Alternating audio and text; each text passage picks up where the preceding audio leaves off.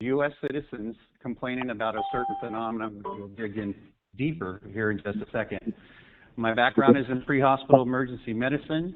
As stated, I'm a paramedic, and I help organize and start the paramedic transportation program for the City of Sacramento's fire department.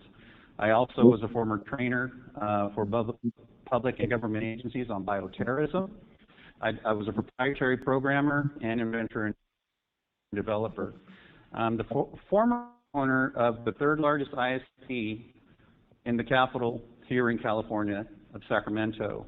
We were the first to develop first line-of-sight microwave technology, and what that was about, before the internet had fiber or cable high-speed data of any sort, you had to use line-of-sight.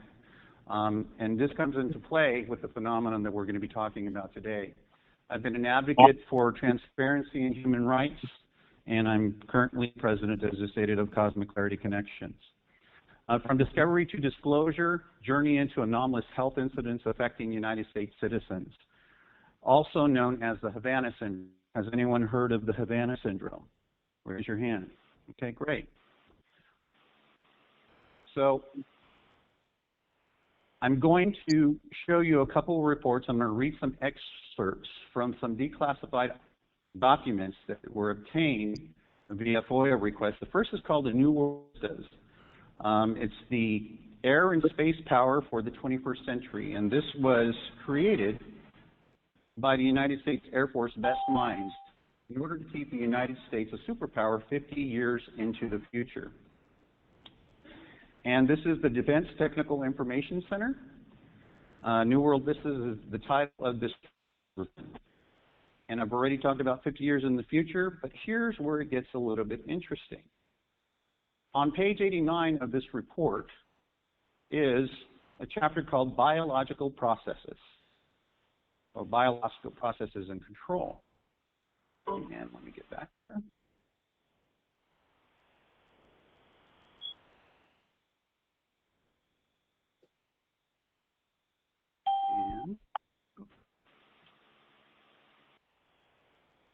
So it says, prior to the mid-21st century, there will be a virtual explosion of knowledge in the field of neuroscience.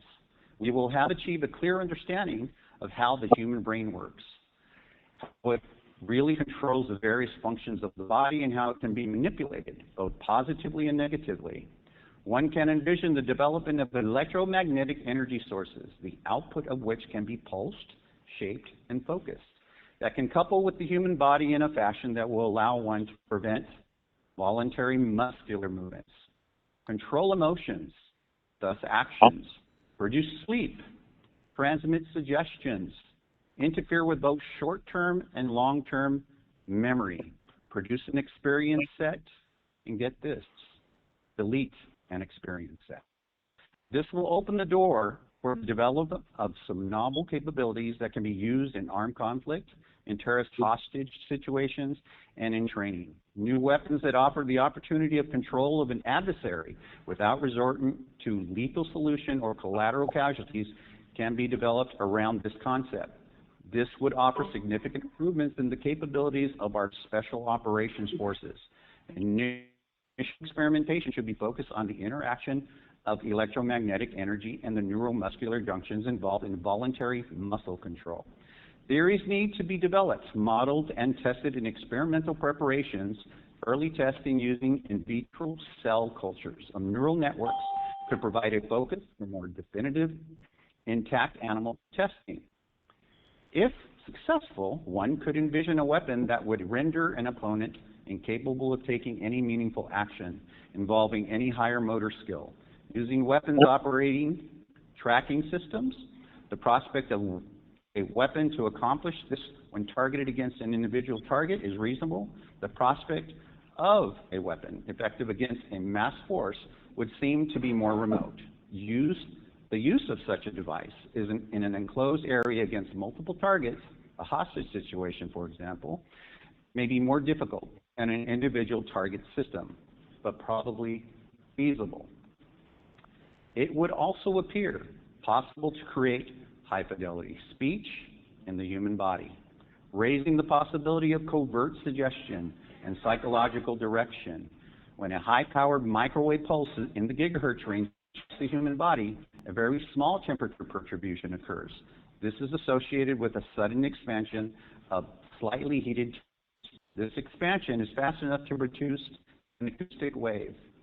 If a pulse stream is used, it should be possible to create internal acoustic fields in the 5 to 15 kilohertz range, which is audible. Thus, it may be possible to talk to selected adversaries in a fashion that would be most disturbing to them. Modern electromagnetic scattering theory raises the prospect that the ultra-short pulse scattering through the human brain can result in reflected signals that can be used to construct a reliable estimate of degree of central nervous system arousal. The concept behind this remote EEG is to scatter off action potentials or ensembles of action potentials in major central nervous system tracts. Assuming we will understand how our skills are imprinted and recalled, it might be possible to take this concept one step further and duplicate experience sets in another individual.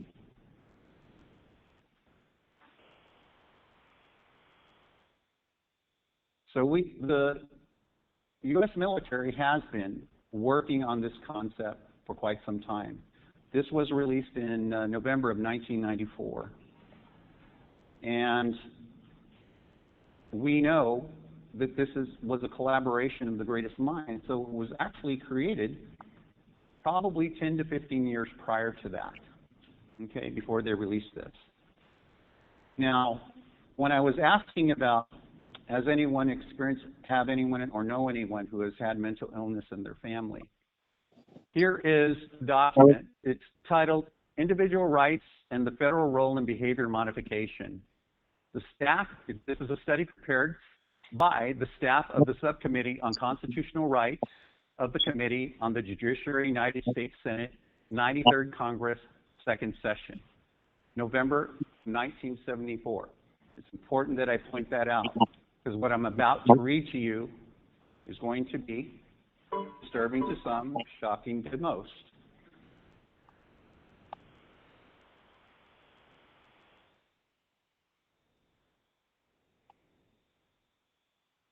It says, within our electrophysiological laboratory, by the way, unfortunately, the mental health industry and our prison systems are utilizing the most vulnerable in our society as guinea pigs.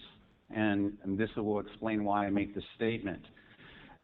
Within our electrophysiological laboratory, we presently have the capability of programming the wide variety of audiovisual stimuli with concurrent recordings of heart rate, both directly and in beats per minute, galvanic skin responses, get this, venous changes in genitalia volume, electromagnetic responses, and alpha and beta brainwaves. We presently are in the process of developing portable biofeedback devices which can be used for self-monitoring.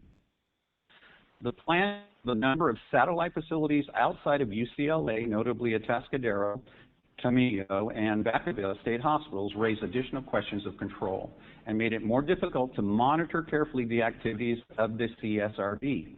Moreover, Vacaville and Atascadero were state facilities that had attracted substantial notoriety for allegedly unethical procedures over the past several years. Moreover, among the principal figures involved in the formulation of plans for the center were a number of controversial researchers in the field of behavior modification. Notably, several psychosurgeons and proponents of electrophysiological methods of behavior control. One was a researcher who had conducted substantial research into methods of electronic control of human behavior. Here's where it gets interesting, including the use of radio transmitter receivers to determine the location, activities, and even thoughts of the individual remotely. Okay?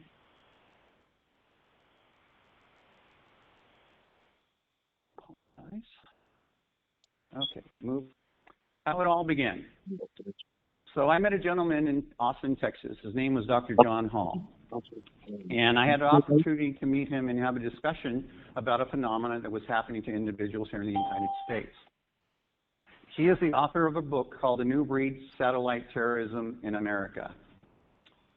The reason he wrote this book is because this phenomenon happened to his fiancée. His second book is called Guinea Pigs: Technologies of Control, in which he writes a chapter about my efforts across the United States, in which it ultimately took me globally. What we developed, so the people he was seeing were complaining about sudden onset of acute strange sound being transmitted to them. They were all complaining about a radio signal of some sort that they were hearing, followed by short-term, long-term memory loss, electrical shocks to the extremities, a reverberation, which we will later define as what's called buffeting. Okay? So I held the first meeting. I asked Dr. Hall, why aren't these people being helped? He was doing a process of RF scanning utilizing a little device called the JM20 Pro, and it was a frequency detector. Because the common sense would say, if this is truly a phenomenon where there's a transmission of some sort, being an RF, we should be able to pick it up and detect it somehow. So he was finding positive readings on individuals. And I said, well, isn't that enough to go to the general practitioner and get other diagnostics? And he said, no, what is happening is they are being railroaded into the mental health industry, being forced into institutionalized and sometimes forced medicated. Okay? So I decided, being the firefighter attitude that I have, that I'm not going to stand for this. We have to be able to somehow take their subjective complaints and turn them into objective data that we can measure. So I decided to call a meeting in Sacramento, California, and I sent out disseminations and flyers every way to the community. I said, if you are experiencing these symptoms, please come to this meeting. I expected a handful of people. And there are a couple of people that are here today that are close to my heart that were in that meeting, and we'll talk about their story and their journey later on in the presentation. But 100 people showed up. And I had each one stand up in the group and talk about why they were there. And each and every one of them had the same complaints with very little deviation. So it was at that point that I realized there's something going on here, and we need to take a closer look. So I decided to start doing the RF scanning on a mass scale, utilizing surveys so that we could obtain further data and see commonalities that were happening or things that weren't. Okay? So we developed a process. The first phase of it is the preliminary radio frequency scan utilizing the JM20 Pro, and you'll get to see a video of that in process. Then a nonlinear junction detection scan. And this is a little different than the RF scan. The nonlinear junction scan tests for ferrocity or electronics. So if the electronic is on 24/7, it will find that. But if it's off, it'll turn them on. And we'll be able to locate that. And it utilizes the harmonic technology in order to find those. It was initially developed to find rust in airplanes, and serendipitously they discovered that it will turn on the electronics. If you come up positive in those, we try to get diagnostic studies to identify what's going on there. Why is this phenomenon happening? And then ultimately, as you will soon see, we were having people have surgeries, okay? And you're going to wonder, why would they need a surgery? So this is the JM20 Pro. This is the RF detector that Dr. John Hall was utilizing to test to see if there was a frequency emission at very specific anatomical locations on the human body. This is a frequency counter. So if we found a frequency, a positive frequency emission, then we would come back with the counter and detect whatever that numerical frequency was, okay, for whatever reason. We started to see a pattern emerge. So when I say at very specific focal areas around the human body, the data showed exactly that. They were never random. They were always at locations. This is the nasal dorsum, the right or left temporal mandibular joint, the right or left apex areas, the right and left shoulder, upper abdomen, left right hip, knee, posteriorly, the occipital area, the base of the neck, which is around C7, T1, the scapula areas, the lower lumbar, and then the calf region. Now, depending if you were a civilian, you would light up in a certain way. If you were incarcerated, you would light up in a different way. But all the same, you can superimpose all of their scans. And then we had another group, our military. Those who were in the military were also lighting up in a specific way, and we can superimpose their scans over each other, and they were all the same. So depending on how you lit up, I already knew which category you fell in. This is a nonlinear junction scan.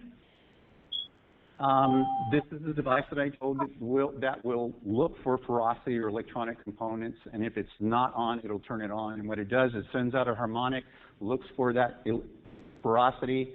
If it finds it, it'll send out a second harmonic to turn it on, and then a third to define what that is.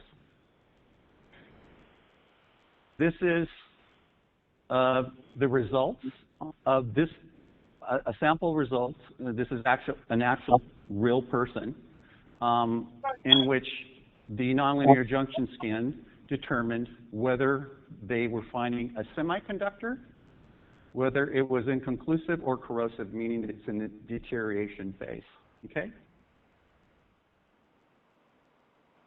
And this is the sample results of that. It tells you what the percentage probability that it's a semiconductor, or if it's something corrosive, something that could be like a filling back then when they used metal fillings, okay? Or metal, a nail, or something that's from the past of trauma from younger years. Okay, so this, after you've gone through this process, when we first started this, the results after that first meeting in Sacramento, California, and then we started scanning, we had called a meeting in Davis, California, and 300 people showed up to be scanned, okay? And that was quite daunting. But a pattern started to develop. Who was most likely to be afflicted by this in 2010? So what the data was starting to show, if you were a Caucasian female in your 40s, recently single, widowed, or divorced, and highly educated, you were most likely to be affected this way. Then in Caucasian males, then African-American females, African-American males, then fell down in the same subsections, Asians, Hispanics, and it dwindled down from there. We went to the Midwest, the exact same results. And then we get into Chicago area, the demographics are a little bit different, so we switched a little bit, where African-Americans took the first spot, then Caucasians, Asians, Hispanics, and it dwindled down. And that remained consistent all the way up to the East Coast, except for one area. That was up in Virginia. I was invited by a group of personnel. They were all military subcontractors, all having these exact same symptoms. They had heard that I was doing this RF testing, so they invited me, asked me to come and do the testing. It was at that particular testing clinic I started testing for suggestibility. Okay? Because I noticed something. Some very talented and very successful people were losing million-dollar businesses because they came afflicted by this, but went the traditional route of medicine. As soon as they went to the general practitioner and expressed what they were experiencing, as soon as you say you're hearing this weird auditory noise, you automatically get diagnosed with schizophrenia, psychosis, delusional disorder, okay? So this is why we developed this process, because we wanted to arm individuals who were going through this with something tangible that they could show their medical practitioners if they were put in that position, or the mental health industry. And we'll talk about the positive results we've been having recently. So, but the final process into where we wanted to, our hypothesis was, there has to be something internally within the human body that's allowing them to receive the signal. And so I was invited by a government agency in Europe because we had been trying to get into what is called an anechoic chamber. And an anechoic chamber is an environment which blocks out frequency spectrums. And in this case, it blocked out frequency spectrums between 8 kilohertz and 18 gigahertz. We knew that the frequencies we were detecting were well within those limits. And I'm going to show you a short video, and I'll explain what is happening here. Again, Lars Dugard was on our board. We had Dr. John Hall and Dr. Edward Spencer, bless his heart, who is no longer with us, but he is a hero. He is a neurologist, 30 years at UCSF, Yale School of Medicine, and was a huge advocate in helping us prove this methodology. Let me go back. Sorry about that.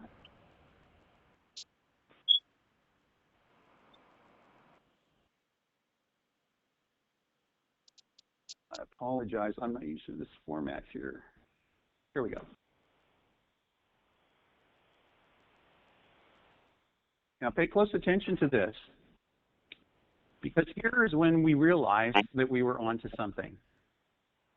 So this is the anechoic chamber. This person here is from the embassy there. She's not symptomatic. So when we were testing her in this environment, we didn't expect to find anything, and we did it with RF scan.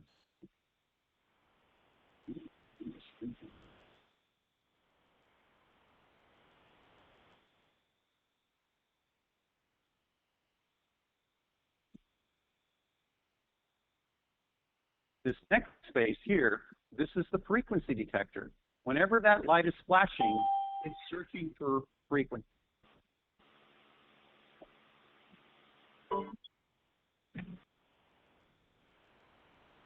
As we expected it to read 0, but it has never read 0 in an open environment.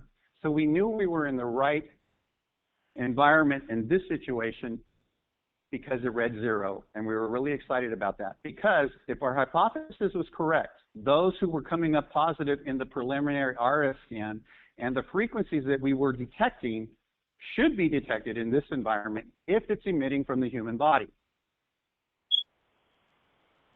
So this is also 0. This is actually a government official there in Europe. He was responsible for getting us there.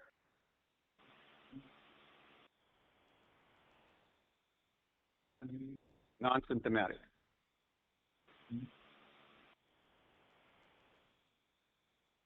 Now what we're going to do is we're going to bring the non-symptomatic person and the symptomatic person who came up positive in the preliminary RF scan in the same environment. Now remember, I talked about the TMJ. Those who come positive in the TMJ most typically have what is called V2K, voice to skull. They're hearing the auditory, sometimes even voices. Now it's flashing, and look, lo and behold, we are detecting frequency. So what we wanted to do, so no one can accuse us of having some weird anomaly, we brought that control to stand in the same location that he stood in the anechoic chamber.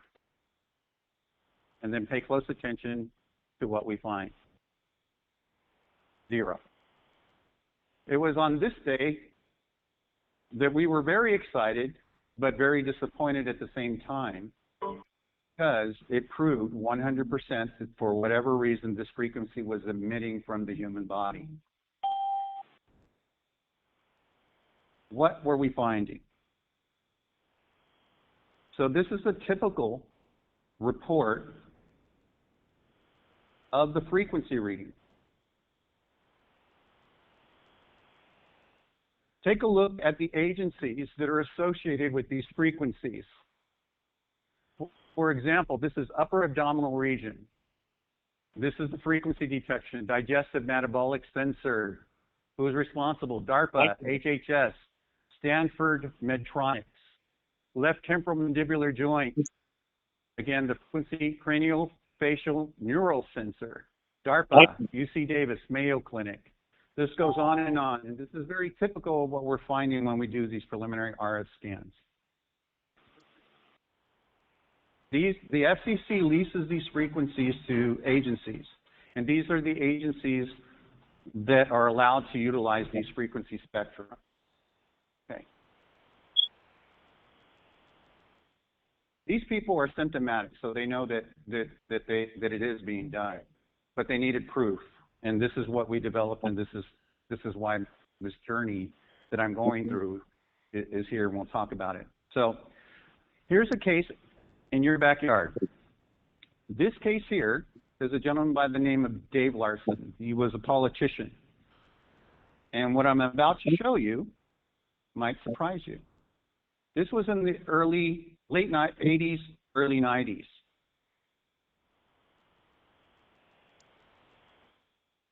These are biosensors.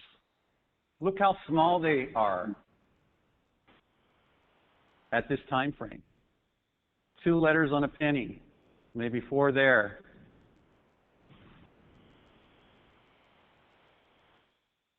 Here, this is the size of 1 letter on a penny. They come in various shapes and sizes, and they all do specific things to your neurosystem. Here's what should be shocking to you both. Guess where this is? Does that map look familiar to you?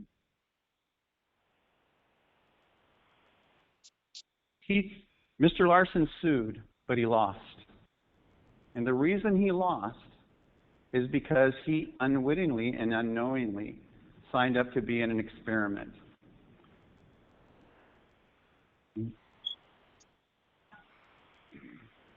I apologize, that's the projector, but this is